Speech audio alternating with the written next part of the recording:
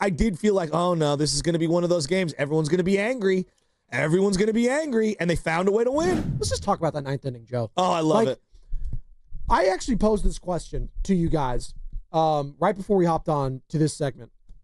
I was like, would you rather be like the best team and have the best names top to bottom? Or would you rather be the clutcher team, the clutch team, right? Where you go out there and it's just like, yeah, I don't have Ohtani. I don't have Betts. I don't have Freddie Freeman, Teoscar Hernandez. All those guys probably be the best player in my lineup. Probably. Outside of maybe Elliot Ramos, who's, again, that's the guy that's probably going to be an all-star this year. He's been your most consistent Giant. But hell, if I'm the clutchest and I have all those come from behind wins in the ninth inning or later, like, that tells me I'm not scared of anyone and I could beat anyone on any given day. Baseball is about magic. Yes. Like, going back to the word that you brought up before, now you got to have talent. There's got to be a baseline of talent. Yes. We all would agree. But like, think about when the Braves won it all. Acuna was hurt. I was going to say the Braves. Think about the '88 World Series. Just going back, just have a local tie to it, right? Okay. The A's went to 3 straight World Series, and they were probably the more talented team. No, their team top to bottom was as good as you could build in the last 40 or 50 There you years. go. No question. They had how many rookies of the year in a row? Like, they were stacked. You had the Maguires, the Canseco's, the Hendu, Stewart, Ricky Hendersons of the world, right? All Barney those. Lansford was a batting champ. Dennis Eckersley, MVP, like one of the greatest, Cy Young, right? So, all those guys. And yet, it was a tight game, and you had Dennis Eckersley on the mound, and what happened? Kirk Gibson on a bum leg went out there, and it was a clutch-ass victory from the Dodgers. God, I hate that. I know, and my dad hated him too, but it was the most iconic hit ever. Now, that's a far cry from a game June 10th in Colorado between the Giants and Rockies, but I'm just saying there's something about being the clutcher team that matters in the end, and I don't give a damn if it's the Rockies or the Dodgers. If it's a tight game late, I like the Giants' chances right now. How could you not? Well, how many times in baseball in the playoffs have we seen the best team in baseball not advance all the way to the World Series? Happens all the time. I mean, one of the greatest regular season teams of all time, Seattle Mariners, didn't get out of believe the first round. I mean, how many times have we seen the A's Yankees, here? The A's over here, just like stacked. And the Giants, the year that they won the division against the Dodgers, they lost to the Dodgers in the playoffs. There you go. So yeah, there is something to be said for being clutch at the right time. Like, having the magic is huge in baseball, especially if you have what I call the ingredients of the Tinkerbell magic: pitching and defense. I'd say the Phillies have probably been one of the best regular season teams over the last couple of years, and I remember the Arizona Diamondbacks just running through them. The Diamondbacks of all teams on the back of a Corbin Carroll rookie and Tommy Pham of all people, but they had 3 pitchers in that run. They did. They had Zach Gallen, Merrill Kelly. Yes, and then the youngster, I always mispronounce his name, PF something or other, whatever. Brandon Pfaadt. Thank you. I never know how to pronounce it. But he came out of nowhere, did he not? He did, and that's what happens in these things, right? Like Ryan Vogelsong wasn't a household name throughout Major League Baseball. Like, who is this guy? And then all of a sudden he just turns into a gamer come playoff time. That's just what happens. Have the Giants earned the right to be called a clutch team?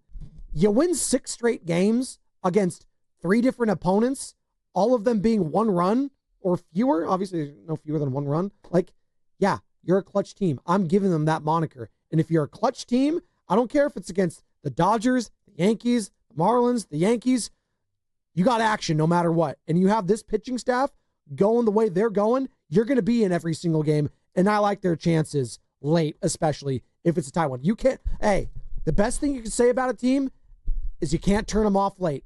You just can't. Unless it's like 10-0, sure. But if it's 1, 2, 3 runs in the 9th inning still, you better keep that TV on with this Giants team. Which is, you know what? That's a compliment, Joe. And let's just dive into this 9th inning. The die-hard nature of the Giants is an old moniker. Yeah. Like, if you're going to die hard, baby. There you go. Bruce Willis, baby. Let's go. So you start off that 9th inning immediately with this. I couldn't believe this. Let's just hear from Dave. We got all the calls. And his at-bats weren't great in the game, although he had a hit prior. Like, Casey's at-bats over the last, let's just say, week have not been the greatest. I'm shouting out Sam Lubman and Carter getting here early, getting all these calls, right? Because the game ended late. We get up early. We'd have someone in the studio last night. That's okay. You know what? We had Sam getting here early. We had Carter getting here early, cutting up all the sound. We appreciate you guys. And we appreciate NBC Sports Bay Area and our guy, Dave Fleming, on the call, starting off the 9th inning with this. Zach Agnos is going to try to get the final 3 outs for Colorado, and now the Giants are down 3. Maybe not anymore. Casey Schmidt to deep left field and gone. Now they're down 2. All right, so you're down 2. 5-3 now. A lot more manageable. Again, guys, this is Coors Field.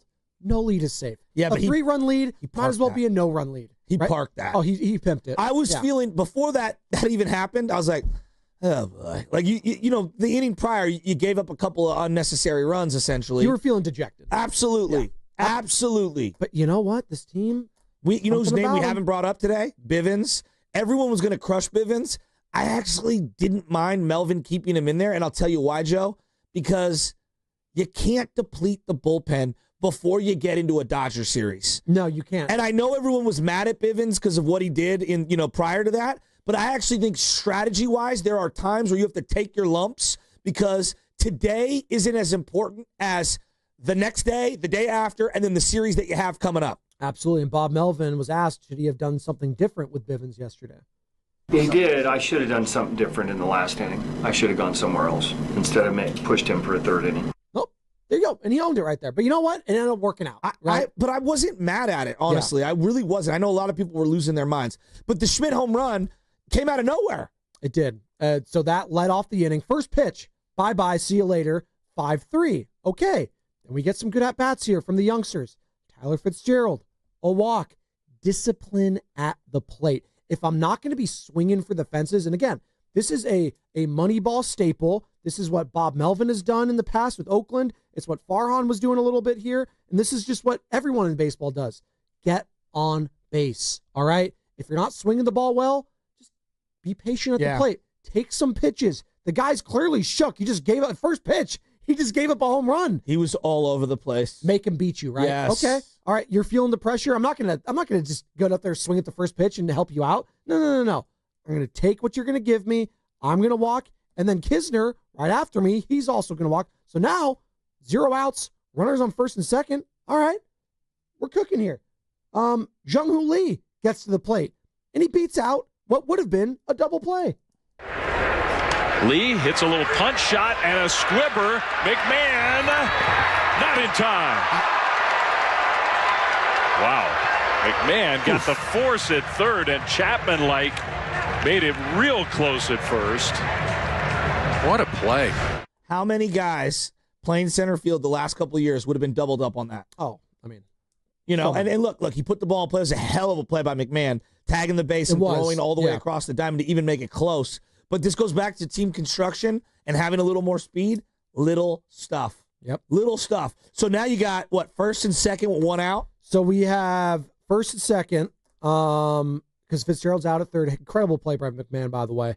There's not a lot of good players on the Colorado Rockies to look at. McMahon, he had some plays yesterday at the plate, and obviously defensively, I was like, oh, okay. They got some players. I mean, Tyro Estrada was there, of all people. We'll get to him in a second.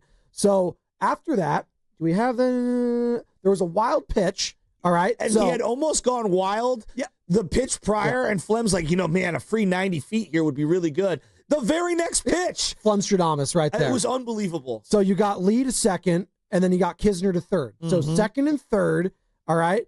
And you got the out there already. You already got 1 out, all right? So this is the big one. Willie Adames hit earlier in the game, hit a home run. He's down 0-2 in the count. But he's down 0-2 in this count. And for him to do this from down 0-2 to get the bases juiced, might have been the at-bat of the night. So what'll this be? The 8th pitch of the at-bat here to Adames.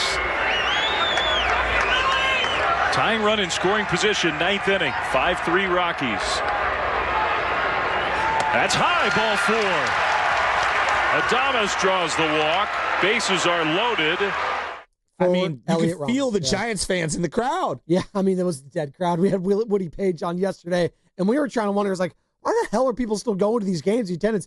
And he was saying, yeah, well, they're all Yankees fans, they're all the opposition, and clearly all the Giants fans made the trip. It looks like a beautiful ballpark. I've never been to Denver. I've always wanted to visit. I've heard it's a lovely place. It's a mile high. It's great. I do want to visit. I do, whether it's a Broncos game, whether it's a Rockies game. Nuggets I don't really care about, but yeah, those would be great. Because I could just the Pepsi Center. I think it's the Ball Arena. Is it now the Yes, Ball the Arena? Ball Arena.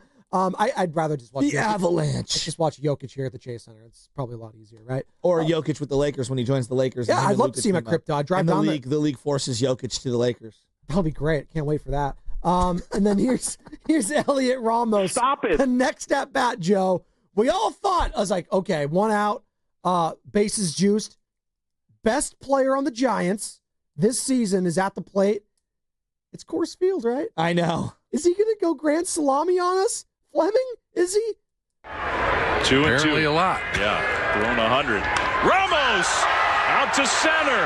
Doyle will track it down, tagging at third Kisner, also tagging from second Lee, and it's a 1-run game, a sacrifice fly.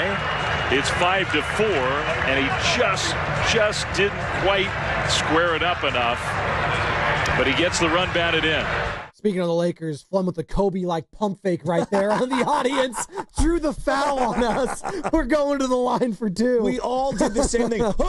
And then There you go. But you got the run. got the run in, but now you got 2 outs. Now you got 2 outs. It's a little, I don't know. With an open base. With an open base, all right?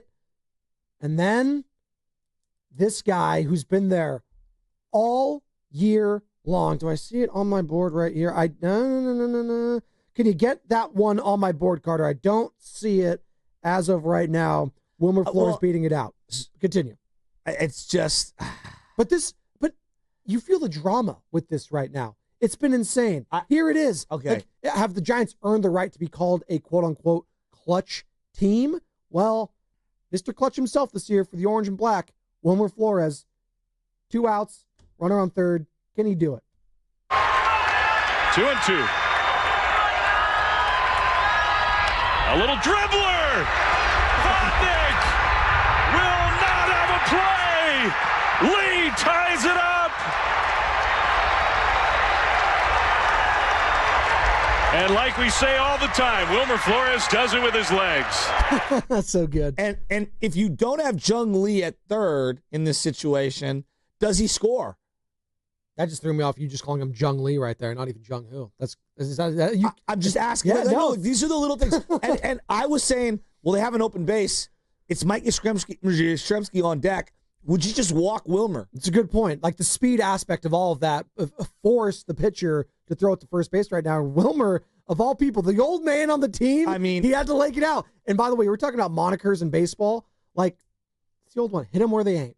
Right there. I've been saying it for about 3 weeks now because everyone's crazy on the exit velo. But I was thinking, like, okay, I think they should walk Wilmer here. Like, that's what I was thinking. Right. Because you have Yaz on deck. Or you have a bad team. They don't know what they're doing right there. But it is their closer. Maybe they're thinking righty on righty. This guy has success against Wilmer. Like, I don't know what the splits are, but it crossed my mind. Absolutely. And then when Yaz does what Yaz does on the very next at-bat, I was like, well, maybe it didn't matter, who they walked and who they pitched. They were going to blow this one no matter what. So Adames is at second base. Flores is at first. Mike Yastrzemski with the game tied now at the plate. And Yastrzemski pulls one into right field. Here comes Adames. Here comes the throw. Cut off. Giants lead. The throw to third is late. 6-5. And there you go. 6-5. After all of that, you trailed by 3, and now you're up by 1 in the 9th inning. And not to play this game again, but I contemplated, it's 0 for 4 Dom Smith on the on-deck circle. Do you walk Yaz to get to Dom Smith? These are the things that a manager is going to think about the day after. Now, with your closer, you're going at guys. You're not trying to walk them because that's why he's your closer. You expect him to get those situations. But when you lose the way that they did, all of that comes back into play in your head.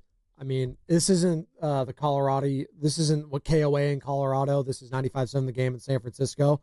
But for as good as the Giants are feeling today in their fan base, I mean, if you are a Rockies fan, first of all, God bless you. I've never met one of you in my life. Call in. I'd love to hear you. If there's any Colorado Rockies fans here listening, good Lord. Like, they're an hour ahead of us, Mountain Standard Time, whatever it is. Just, you're going to bed with euphoria. I'm in the fetal position, throwing up with chills, just being like, I'm disgusted. I'm getting you see all those during the football season where people just break their TVs or whatever. That's what I'd be doing. Be like the 4th broken Going TV. full Cowboy fan. Oh my God.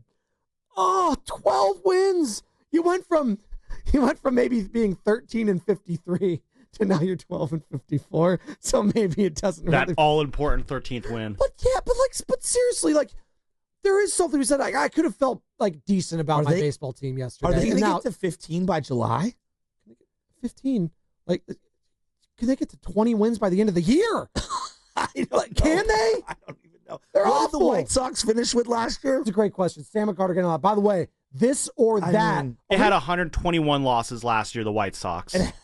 Awful. I know no one remembers the win total, even though it's simple 41? math. You just remember the They had 121 wins. This or There's that. no way Colorado gets to 41 wins. This or that, the fastest growing segment in the history of sports talk radio. I am dubbing it in 9 minutes.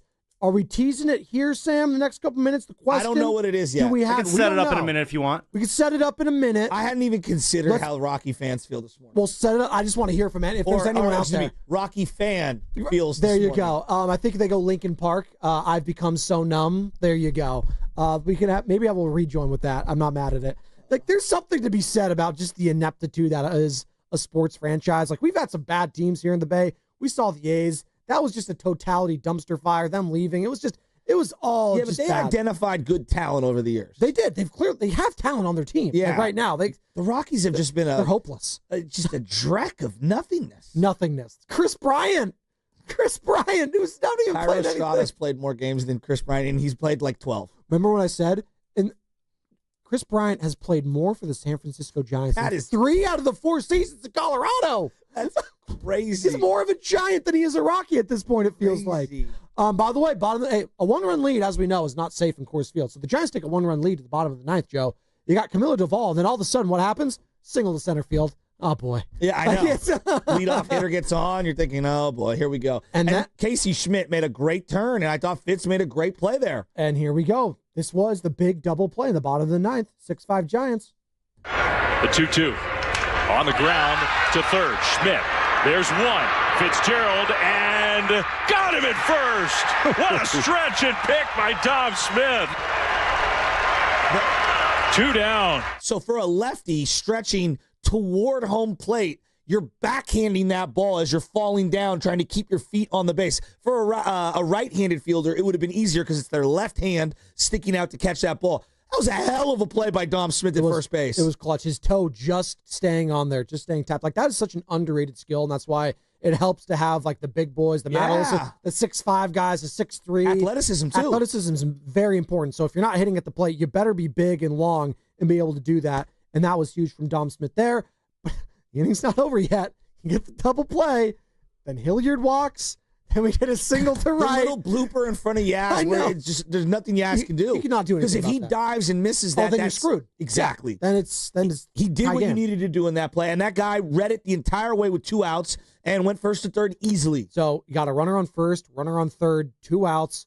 What the hell's Tyro Estrada? Of all people. Forever Giant. Oh, my God. I actually like Tyro. I did too. He had a good season for me in fantasy one year. He was the only guy that at one point could get stolen base for the Giants. He was their only speed threat. Remember that? And here's how it sounded. Tyro Estrada at the plate. Dave Fleming, take it away. Here comes another 0-2. It is popped up. Shallow center. Who's going to take it? Jung-Woo Lee calls and catches. And the Giants find a way to win a game at Coors Field when it did not look likely.